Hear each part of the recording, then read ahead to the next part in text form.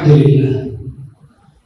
لله نحمده ونستعينه ونستغفره ونعوذ بالله من شرور أنفسنا ومن سيئات أعمالنا من يهده الله فلا مضل له ومن يضلل فلا هادي له وأشهد أن لا إله إلا الله وحده لا شريك له وأشهد أن محمدا عبده ورسوله أما بعد فإن خير الحديث كتاب الله وخير الهدي هدي محمد صلى الله عليه وسلم وشر الأمور محدثاتها وكل محدثة بدعة وكل بدعة ضلالة وكل ضلالة في النار. أعوذ بالله من الشيطان الرجيم. بسم الله الرحمن الرحيم. يا أيها الذين آمنوا اتقوا الله حق تقاته ولا تموتن إلا وأنتم مسلمون. يا أيها الناس اتقوا ربكم الذي خلقكم من نفس واحدة وخلق منها زوجها وبث منهما رجالا كثيرا ونساء واتقوا الله الذي تساءلون به والأرحام إن الله كان عليكم رقيبا. يا أيها الذين آمنوا اتقوا الله وقولوا قولا سديدا يصلح لكم أعمالكم ويغفر لكم ذنوبكم ومن يطع الله ورسوله فقد فاز فوزا عظيما. وقال الله تبارك وتعالى محمد رسول الله والذين معه أشداء على الكفار رحماء بينهم. ہر قسم کی تعریف اللہ رب العالمین کے لیے ہے. ہم اسی کی تعریف بیان کرتے ہیں, اسی سے مدد طلب کرتے ہیں, اپنے گناہوں کی معافی بھی اسی سے مانگتے ہیں. ہم اپنے نفس کی برائی سے اس رب کی پناہ چاہتے ہیں. وہ پروردگار جس کو ہدایت دے اسے کوئی گمراہ نہیں کر سکتا, اور جس کو وہ گمراہ کرے پھر اسے کوئی ہدایت نہیں دے سکتا. میں اس بات کی گواہی دیتا ہوں کہ اللہ کے علاوہ کوئی معبود برحق نہیں, اور میں اس بات کی بھی گواہی دیتا ہوں کہ یقیناً محمد صلی اللہ علیہ وسلم اللہ کے بندے اور اس کے رسول. بھائیوں, سب سے بہترین کلام اللہ رب العالمین کا کلام ہے, اور بہترین طریقہ نبی علیہ الصلوۃ والسلام کا طریقہ. اللہ کے کلام یعنی قرآن مجید سے, نبی صلی اللہ علیہ وسلم کے طریقے یعنی احادیث نبویہ سے ہمارا دین اسلام مکمل ہو گیا ہے. اب دین اسلام میں نئی بات, چاہے وہ اچھی ہو یا بری ہو, وہ بدعت کہلائے گی. ہر بدعت گمراہی ہوگی اور ہر گمراہی جہنم میں لے جانے والی ہوگی. اللہ رب العالمین نے فرمایا اے اہل ایمان اللہ رب العالمین سے ڈرو ویسے جیسے اللہ رب العالمین سے ڈرنا ہے, اور خبردار رہو کہ جب موت آئے تو حالت اسلام میں تمہیں موت آئے. اور تمہارے رب نے یہ بھی کہا اے لوگوں اپنے رب سے ڈرو, اس رب سے جس نے تمہیں ایک مرد سے پیدا کیا, پہلے اس کے لیے اس کی بیوی کو بنایا اور پھر ان دونوں سے بہت سے مرد عورتیں بنائی. اس اللہ سے ڈرو جس کے نام پر مانگتے رشتے قائم کرتے ہو, یقیناً تو اللہ تمہارے اعمال پر نگہبان ہے. اور تمہارے رب نے یہ بھی کہا اے اہل ایمان اللہ رب العالمین سے ڈرو, اور جب بات کرو تو سیدھی سیدھی سچی سچی بات کرو. اللہ تمہارے اعمال کی اصلاح کرے گا, تمہارے گناہوں کی مغفرت کرے گا, اور جو اللہ اور اس کے رسول صلی اللہ علیہ وسلم کی اطاعت کرے وہ بڑی کامیابی کو حاصل کرنے والا ہے. عزیز بھائیوں, اللہ رب العالمین نے اپنی کئی نعمتیں اس زمین پر اپنے بندوں کو عطا فرمائی ہیں. کچھ نعمتیں ایسی ہیں جس میں اہل ایمان بھی داخل ہے، اہل کافر بھی داخل ہے، منافقین بھی داخل ہے، کہ اللہ رب العالمین اپنی نعمتوں میں انہیں بھی رکھ رہا ہے۔ کچھ نعمتیں ایسی ہیں جس کے لیے اللہ رب العالمین نے ہمیں منتخب کیا۔ سب سے بڑی نعمت کہ اللہ تعالیٰ نے اسلام کی زندگی ہمیں عطا فرمائی ہے، اللہ نے جنت کو ہمارا مقدر بنایا، اللہ نے ہمیں یہ سوچ بوجھ عطا کی کہ ہم اپنے آپ کو جہنم سے کیسے بچا سکیں۔ لیکن اس کے باوجود کچھ نعمتیں ایسی آئی جو اس دنیا کے کچھ انسانوں میں آئی ہے، کچھ لوگوں کو میسر ہوئی، لیکن اللہ تعالیٰ نے ان نعمتوں سے ہمیں محروم رکھا ہے۔ وہ نعمت ہے کہ نبی صلی اللہ علیہ وسلم کے ساتھ زندگی کے کچھ لمحات گزارنا۔ ذرا سوچیں، فکر کریں کہ نبی صلی اللہ علیہ وسلم جیسی مقدس ہستی، مبارک ہستی، فرشتوں کا جن پر نزول ہوتا ہو، قرآن مجید کی جن پر آیتیں نازل ہوتی ہو، وہ زمانہ کتنا خیر والا زمانہ تھا، وہ زمانہ کتنا بھلائی والا زمانہ تھا، اور وہ صحابہ جو نبی صلی اللہ علیہ وسلم کے اطراف میں ہوتے، جبرائیل ان سے ملاقات کرنے آتے، صحابہ نبی کے اطراف میں ہوتے، قرآن مجید کی وحی نازل ہوا کرتی تھی، نبی صلی اللہ علیہ وسلم اسراء اور معراج کے واقعات از خود ان صحابہ کو بتایا کرتے تھے۔ وہ کتنا حسین اور بابرکت لمحہ تھا، کائنات کی سب سے بہترین گھڑی، کائنات کا سب سے سنہرا دور تھا، وہ دور جب نبی صلی اللہ علیہ وسلم پیدا ہوئے، اور وہ سب سے بہترین لوگ تھے جنہیں نبی صلی اللہ علیہ وسلم کے ساتھ زندگی گزارنے کا کچھ موقع ملا۔ اللہ تعالیٰ نے قرآن میں فرمایا محمد رسول اللہ، کہ یقیناً محمد اللہ کے رسول صلی اللہ علیہ وسلم ہے، والذین معه اشداء علی الکفار رحماء بینہم، پھر اللہ نے ان کی تعریف بیان کی جو محمد رسول اللہ صلی اللہ علیہ وسلم کے ساتھ ہے۔ آج انسانوں کو کئی چیزوں پر فخر ہوتا ہے کہ میں ڈاکٹر ہوں، میں انجینئر ہوں، میں نے مدینہ میں زندگی گزاری، میں نے حج کر لیا، میں نے عمرہ کر لیا، میں نے قرآن مجید کو ترجمے کے ساتھ پڑھ لیا۔ آپ کو پتا ہے صحابہ کرام رضوان اللہ علیہ مجمعین کے دور میں احساس والی کیا بات ہوا کرتی کہ وہ صحابہ کہتے میں نے نبی صلی اللہ علیہ وسلم کے ساتھ وقت گزارا۔ چنانچہ ابو ہریرہ رضی اللہ تعالی عنہ اپنی زندگی میں بڑے اعزاز کے ساتھ کہتے صحبت رسول اللہ صلی اللہ علیہ وسلم 3 سنین، میں وہ آدمی ہوں جس نے نبی صلی اللہ علیہ وسلم کے ساتھ 3 سال کی زندگی گزاری۔ سعد مسیب رحمۃ اللہ علیہ ایک کبار تابعی کے والد ہیں، جب ایک صحابی سے ملاقات کی، برا بن عازب رضی اللہ تعالی عنہ سے ملاقات کی، تو آگے خوش دلی کے ساتھ خروش کے ساتھ بڑھے اور کہنے لگے مبارک صحبت رسول اللہ صلی اللہ علیہ وسلم، برا بن عازب مبارک ہو، تمہارے لیے دنیا کی نعمتیں ہیں، تمہارے لیے دنیا کی آسائش ہے کہ تم نے نبی صلی اللہ علیہ وسلم کے ساتھ زندگی گزاری۔ صحابہ کی تسلی کے لیے یہ الفاظ کافی تھے کہ تم نبی کے ساتھی، بس ہر دکھ، ہر غم، ہر پریشانی، ہر تکلیف سے لڑنے کے لیے ایک جملہ ان کے لیے کافی تھا کہ ہم نبی صلی اللہ علیہ وسلم کے ساتھی۔ عمر بن خطاب پر بڑا زوردار حملہ ہوا، شدید حملہ ہوا۔ عمر بن خطاب مریض ہے، بیمار ہے، ابھی انتقال ہونے والا ہے، شہادت ہونے والی ہے، درد کی وجہ سے آنکھوں میں آنسو ہے، اللہ رب العالمین سے ملاقات کرنی ہے۔ ایسے موقع پر کسی نے عمر بن خطاب کو نڈھال دیکھا تو کہا عمر تمہیں کس بات کا غم ہے، تم نبی صلی اللہ علیہ وسلم کے ساتھ زندگی گزار چکے ہو، اور جب نبی صلی اللہ علیہ وسلم اس دنیا سے جا رہے تھے عمر تم سے خوش تھے، تم سے راضی تھے، کیا اتنا کافی نہیں ہے تمام غموں سے لڑنے کے لیے کہ تم نبی صلی اللہ علیہ وسلم کے ساتھ ہیں؟ یقیناً نبی صلی اللہ علیہ وسلم کا ایک لمحہ ساتھ پانا دنیا کی تمام نعمتوں سے بہتر تھا۔ آپ کو پتا ہے اللہ تعالیٰ نے قرآن مجید میں ابو بکر صدیق رضی اللہ تعالی عنہ کا ذکر کیا.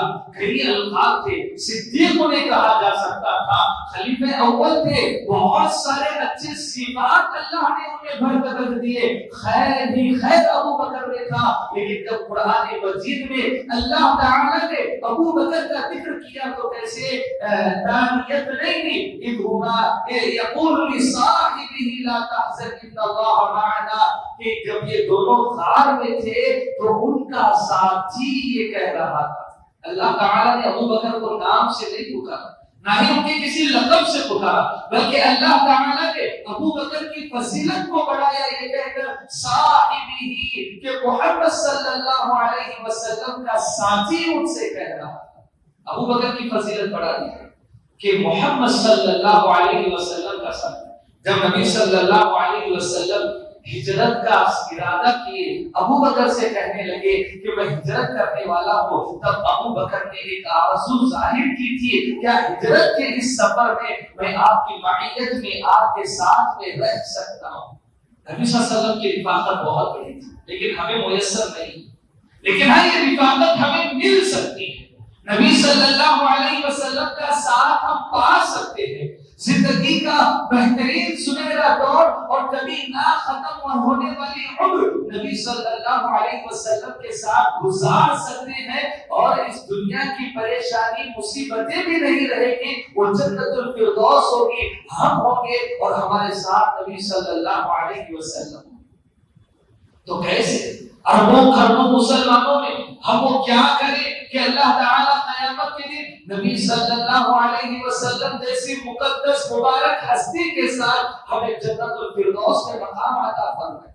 اور یہ خواہش بھی ہونی چاہیے ہر مسلمان کی خواہش ہونی چاہیے, جنت نہیں جنت الفردوس, اور جنت الفردوس میں نبی صلی اللہ علیہ وسلم کا ساتھی بن جاؤ, آپ کے قریبی والا مہر مل جائے, آپ کے ساتھ جنت میں اٹھنا بیٹھنا ہو جائے. یہ ہر مسلمان کی دلی آرزو خواہش, اور زندگی میں نبی صلی اللہ علیہ وسلم کا جنت میں ساتھ پانے کی ہر کام کی کوشش کر لینا چاہیے. اب آئیں میں آپ کو کچھ ایسے نیکیاں بتاتا ہوں, وہ نیکیاں قیامت کے دن ہمیں نبی صلی اللہ علیہ وسلم کا ساتھی بنا سکتی ہیں. سب سے پہلی نیکی یہ کہ نبی صلی اللہ علیہ وسلم سے بے انتہا محبت کی جائے. کائنات کے ہر انسان سے بڑھ کر نبی صلی اللہ علیہ وسلم ہمارے لیے پیارے ہو. ہمارے باپ سے زیادہ, ہماری ماں سے زیادہ, ہمارے بچوں سے زیادہ, ہماری بیویوں سے زیادہ, یہاں تک کہ ہم اپنی جان سے بڑھ کر نبی صلی اللہ علیہ وسلم سے محبت کریں گے تو قیامت کے دن اللہ تعالی جنت میں نبی صلی اللہ علیہ وسلم کا ساتھی ہمیں بنا دے گا. ایک آدمی نبی صلی اللہ علیہ وسلم کے پاس آیا اور سوال کرنے لگا کہ قیامت کب آئے گی. نبی صلی اللہ علیہ وسلم نے اس سے پوچھا کہ تو نے قیامت کی کیا تیاری کی ہے. اس نے کہا کہ میں آپ سے محبت کرتا ہوں, میری قیامت کی تیاری یہ ہے کہ میں آپ سے محبت کرتا ہوں. نبی صلی اللہ علیہ وسلم نے کہا انت مع من احببت, کہ قیامت کے دن تم اس کے ساتھ رہو گے جس سے تم سب سے زیادہ محبت کرتے ہو. انس رضی اللہ تعالی عنہ بیٹے کہنے لگے مجھے دنیا میں کوئی چیز کوئی بات اتنا خوش نہیں کر سکی کہ نبی صلی اللہ علیہ وسلم نے یہ کہا کہ تم اس کے ساتھ رہو گے جس سے تم محبت کرتے ہو. میں نبی صلی اللہ علیہ وسلم سے محبت کرتا ہوں, ابو بکر سے محبت کرتا ہوں, عمر سے محبت کرتا ہوں. میری نیکیاں ان کی جتنی نہیں ہے, ان کی جتنی صالح اعمال میرے نہیں ہے, لیکن ہاں میں ان کے ساتھ محبت کرتا ہوں. قیامت کے دن ان لوگوں کے ساتھ میں رہوں. آپ کس سے محبت کرتے ہیں؟ دنیا کے کسی آدمی سے, نبی صلی اللہ علیہ وسلم سے کے علاوہ کسی اور سے محبت کرتے ہو؟ زبانی دعویٰ نہیں, آپ کی محبت آپ کے جسم پر نظر آنی چاہیے. آپ کی زندگی نبی صلی اللہ علیہ وسلم کی زندگی کے مطابق بن جانی چاہیے, تبھی آپ سچے محبوب کہلائیں گے, ورنہ آپ سچے محبوب نہیں ہیں. کہ محبت جس سے محبت کی جاتی ہے اس کی اطاعت پر مجبور کرتی ہے. تو آئیں نبی صلی اللہ علیہ وسلم کا ساتھ پانے کا دوسرا طریقہ یہ ہے کہ آپ کی محبت میں آپ کی اطاعت و فرما برداری کی جائے۔ نبی صلی اللہ علیہ وسلم نے کہا کرو کر لی، نبی صلی اللہ علیہ وسلم نے منع کیا رک جائے، آپ نے کہا فلاں چیز اچھی نہیں ہے بے انتہا نفرت کریں، آپ نے کہا یہ چیز اچھی ہے اس سے محبوب محبت کرے کہ میرے نبی اس سے محبت کرتے ہیں۔ یہ ہماری زندگی کا اصول ہونا چاہیے کہ ہم جو کریں وہ ہمارے نبی کے پسند کا کام ہو، اور جو ہم نہیں کریں گے وہ ہمارے نبی کے پسند کا کام نہ ہو۔ اللہ تعالیٰ نے قرآن مجید میں بیان فرمایا وَمَن يُطِعِ اللَّهَ وَالرَّسُولَ فَأُولَٰئِكَ مَعَ الَّذِينَ أَنْعَمَ اللَّهُ، اور جو اللہ اور اس کے رسول کی اطاعت کرے گا کل قیامت کے دن وہ رسولوں کے ساتھ، نبیوں کے ساتھ، صدیقین کے ساتھ، شہداء کے ساتھ، صالحین کے ساتھ ہوگا۔ ایک صحابی تھے، نبی صلی اللہ علیہ وسلم سے محبت کی دعوے بڑے کرتے تھے، آپ صلی اللہ علیہ وسلم کو بے انتہا چاہا کرتے تھے۔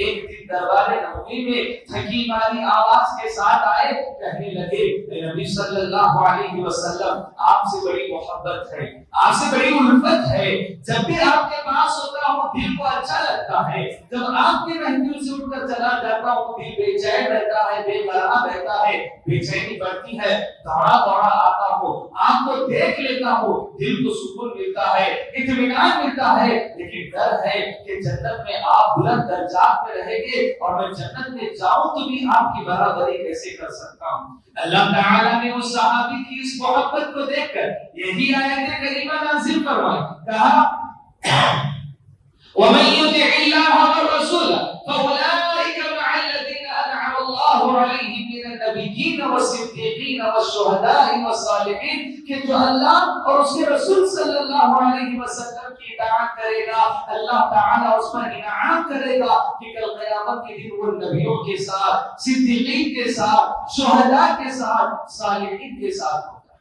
اگر آپ محبت کرتے ہیں نبی صلی اللہ علیہ وسلم سے تو آپ کی محبت آپ کو اطاعت پر مجبور کرے گی، آپ کی محبت آپ کو اطاعت پر مجبور کرے گی، اور اگر آپ اطاعت نہیں کرتے ہیں تو سمجھ جائے کہ میں اپنی باتوں پہ جھوٹا ہوں، مجھے نبی صلی اللہ علیہ وسلم سے کوئی محبت نہیں ہے، خامخواہ کے دعوے کر رہا ہوں۔ محبت ہوتی تو ان کے جیسا بننے کی کوشش کرتا نا، محبت ہوتی تو ان کی جیسی زندگی گزارنے کی کوشش کرتا، لیکن میں نہیں ہوں ایسا۔ مجھے تو دنیا کے لچے لپکے پسند آتے ہیں، ان کے جیسے بال کاٹنے پسند آتے ہیں، ان کے جیسا رہنا اوڑھنا بیٹھنا، ان کی جیسی گاڑیوں میں گھومنا، یہ تمام چیزیں پسند آتے ہیں۔ مجھے کہاں نبی صلی اللہ علیہ وسلم کی زندگی پسند ہے، وہ ایسے بن گئے تو سمجھو آپ کو سچی معنوں میں محبت ہے، ورنہ محبت نہیں ہے آپ کو۔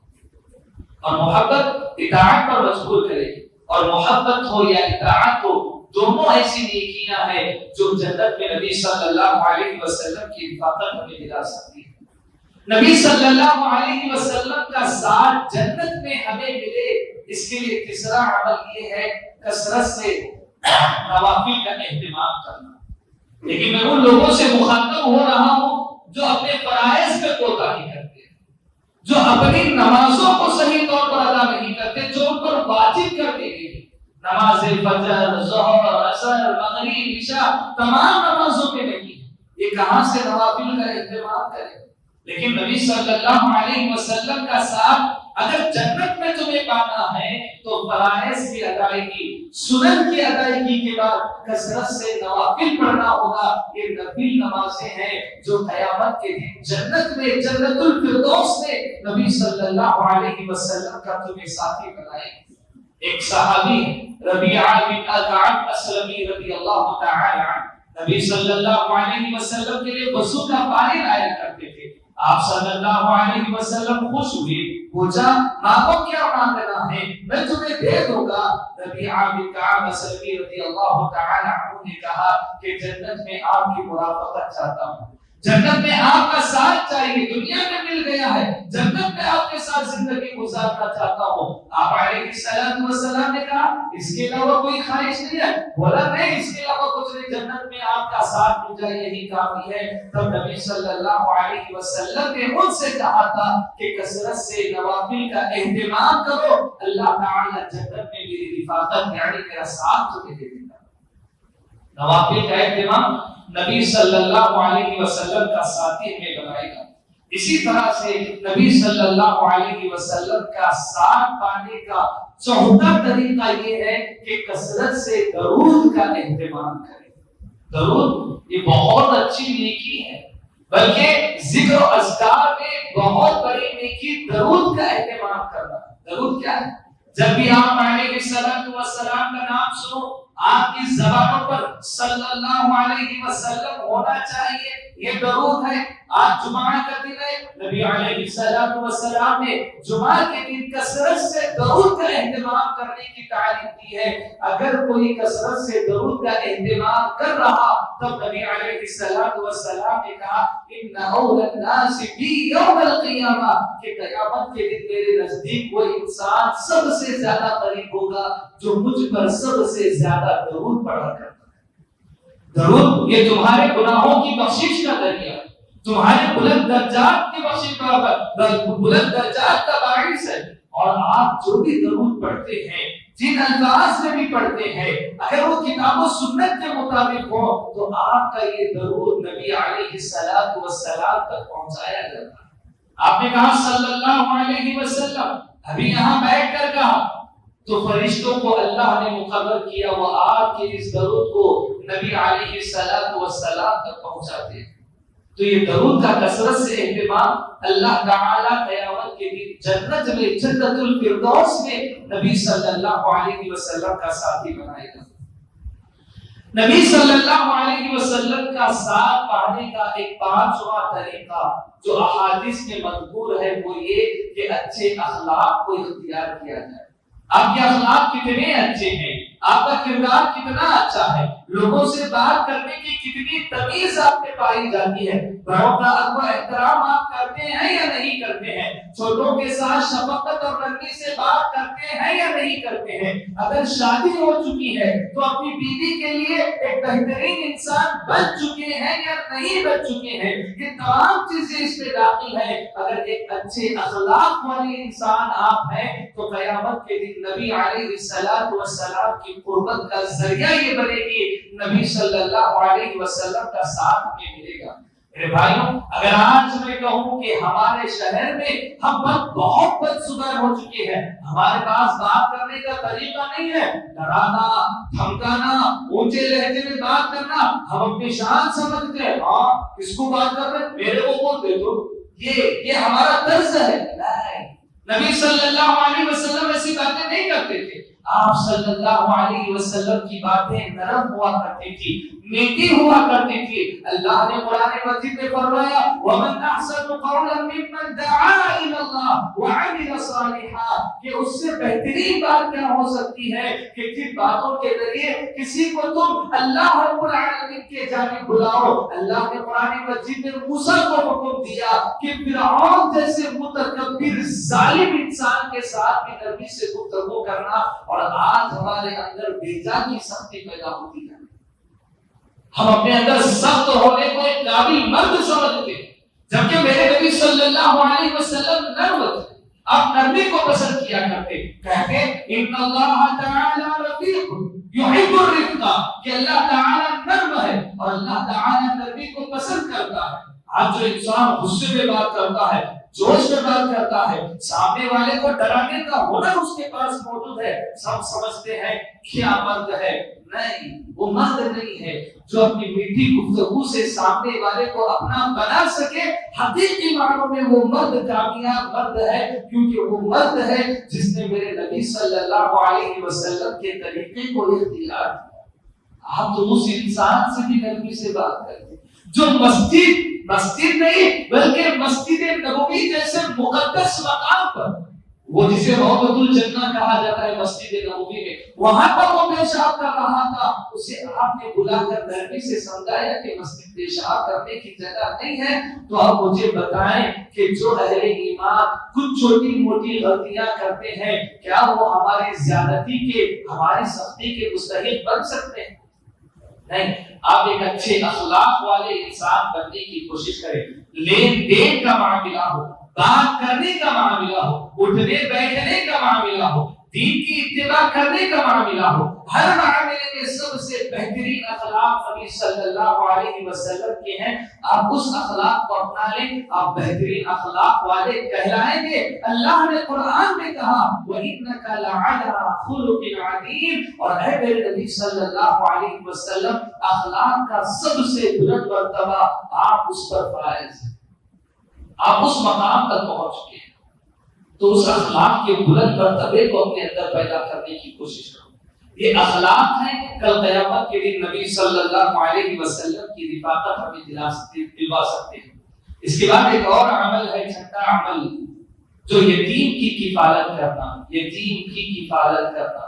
یہ ایسا عمل ہے کہ قیامت کے دن اللہ تعالی جنت میں نبی صلی اللہ علیہ وسلم کا ساتھی بنائے گا، بلکہ اتنا بہترین عمل ہے، اللہ کے نبی علیہ السلام نے اس عمل پر کہا انا وکافل الیتیم فی الجنۃ ھکذا، کہ میں اور یتیم کی کفالت کرنے والا جنت میں ایسے رہیں گے۔ ان دو انگلیوں کے درمیان کتنی دوری تمہیں نظر آتی ہے، اتنی ہی دور وہ نبی صلی اللہ علیہ وسلم سے ہوگا۔ یعنی قربت کا حد درجہ پیمانہ ہے کہ آپ کسی یتیم کی کفالت کریں۔ معاشرے میں ڈھونڈے، ہو سکتا ہے آپ کی بہن بیوہ ہے، اس کے بچے ہیں، اس کا شوہر مر چکا ہے، آپ اپنے بہن کے بچوں کی کفالت کر لیں، اپنے بھائی کے بچوں کی کفالت کر لیں، اپنے پڑوسی کے بچوں کی کفالت کر لیں۔ اگر آپ کو اپنے معاشرے میں یتیم نظر آتا ہے، آپ اپنے آپ کو خوش نصیب سمجھے کہ اللہ تعالیٰ نے مجھے چن لیا، مجھے منتخب کر لیا، ایک یتیم کا راستہ مجھے دکھا دیا،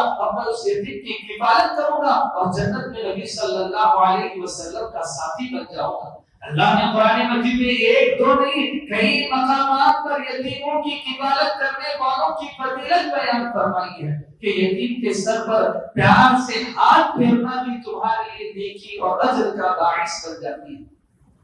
لیکن ہر درجہ افسوس کے ساتھ کہنا پڑتا ہے کہ اگر ایک بھائی کا انتقال ہو جائے تو اسی کا بھائی اپنے بھتیجوں کے لیے عذاب بن جاتا ہے، اپنے بھائی کی بیوہ کے لیے عذاب بن جاتا، اس کے لیے مشکلات کھڑی کر دیتا، پانی کھانے کو اس کو ترساتا، اور ایسی کئی شکایتیں ہمارے پاس آ چکی ہیں۔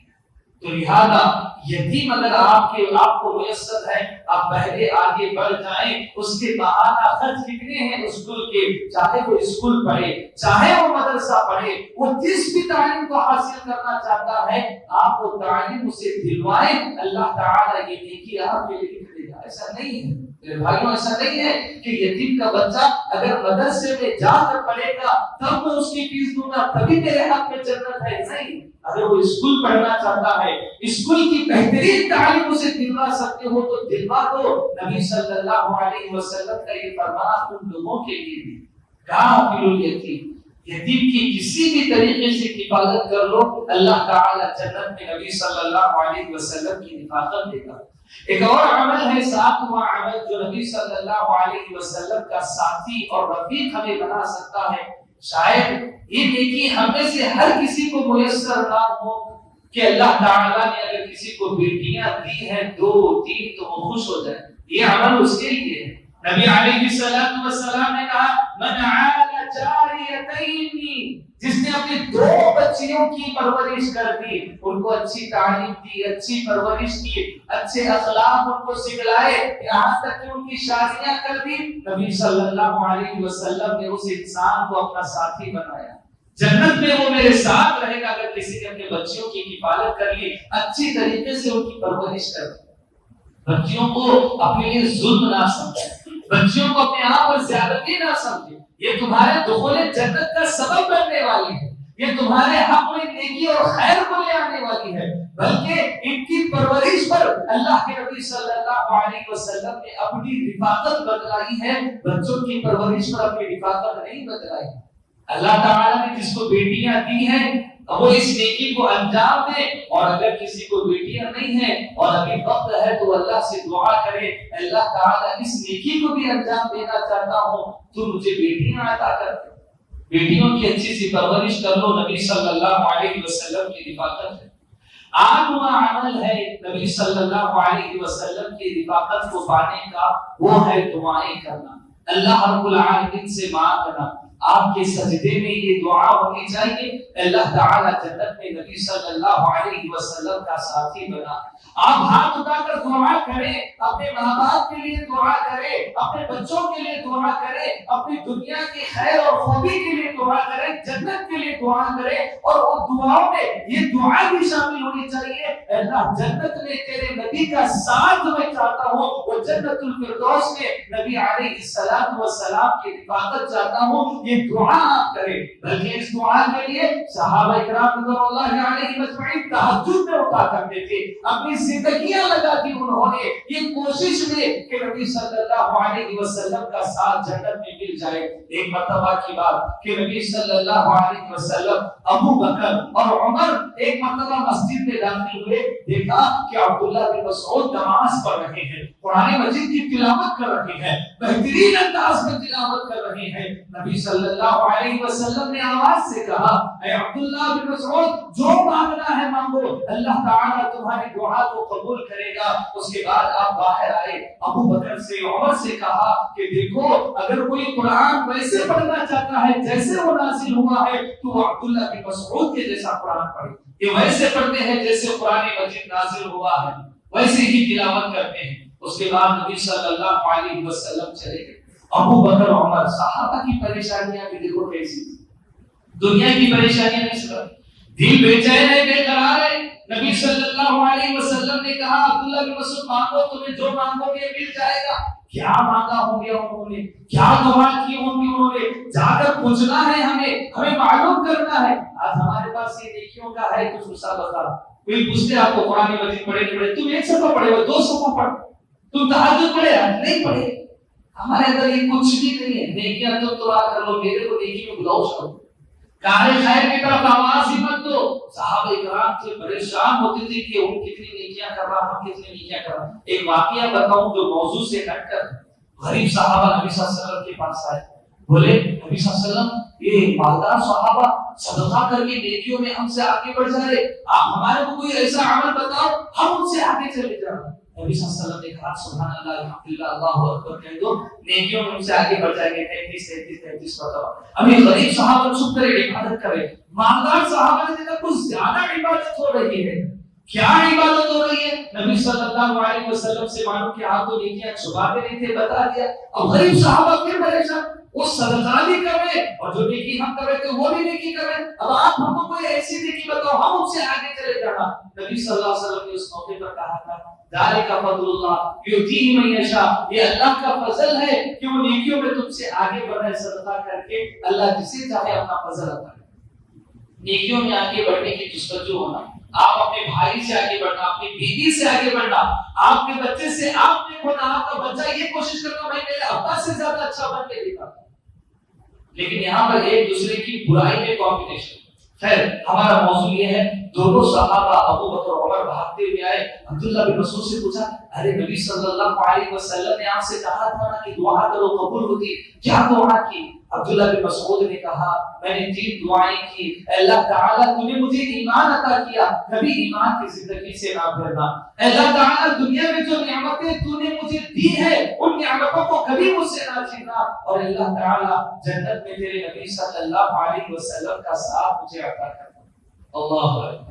تو ہماری دعائیں بھی ہونی چاہیے، 3 دعائیں کی ہے، تینوں ہی دعائیں کتنی بہترین تھی، ایمان کی زندگی سے نہ پھر اور جنت میں نبی صلی اللہ علیہ وسلم کا ساتھ دے۔ نہ ان دعاؤں میں مال مانگا، نہ ان دعا میں مملکت مانگی، نہ خلافت مانگی، کچھ نہیں مانگا، مانگا تو بس اپنی اور اپنی آخرت کی فکر مانگی۔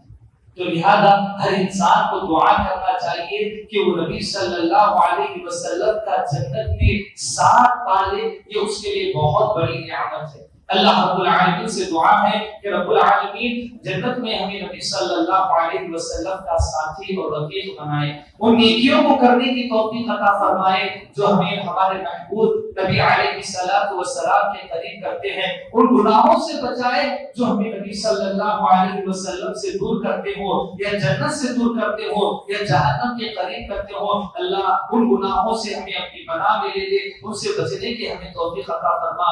اقول قولی هذا استغفر الله لي ولكم ولسائر المسلمين آمين۔